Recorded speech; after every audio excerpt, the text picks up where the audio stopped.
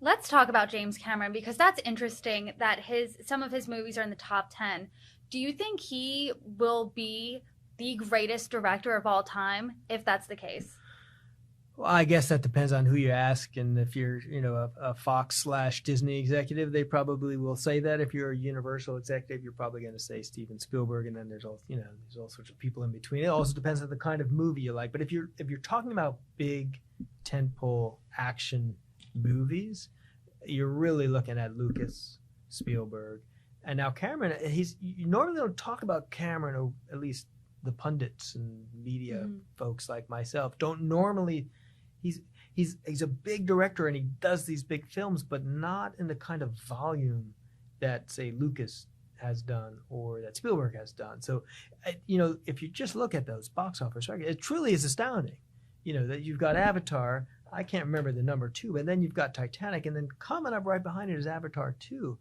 He just has a way of spending a fortune to create movies that everyone wants to see.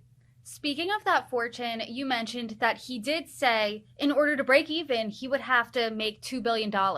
Is that worth it?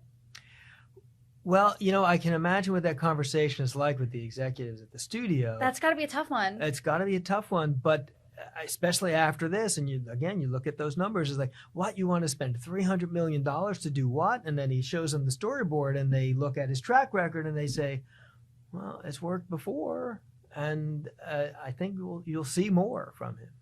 And you named him as one of those tentpole directors. But Avatar 2, it's been more than a decade before this came out after Avatar, the original. So, how has he been able to keep Avatar relevant in, main pop culture for over a decade? That's a good question. I don't think it has been relevant. I think it kind of goes back to the Super Bowl commercial. It was so different. The effects of Avatar One were so striking. It was one of those. It was kind of like Independence Day when it came out. It was like, wow, everyone has to see that, and it was playing for 24 hours. Just had such a massive cultural impact. Avatar One had that because the special effects were out of this world. He'd really pushed the limits on it. And other directors, Peter Jackson does it, Lucas has done it, Spielberg does it. But there's something about the way he approaches it and what he invests in it that makes it a must see, not because of the movie necessarily, but because of what he's done visually. So I don't think, Star Wars is in the nomenclatures and the public conversation constantly. Spielberg's movies more so. No one's really was talking about Avatar between when it came, the first one, and now. I mean, who was really thinking about it until the studio started marketing this new one? Oh, this is going to be amazing underwater FX.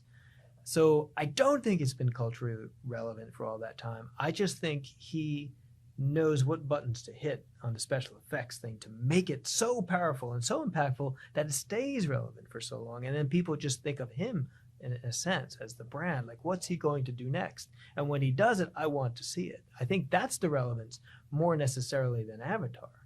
And that's a magic I'm sure a lot of directors want to, encapsulate. But Rob LaFranco, thank you so much. Absolutely.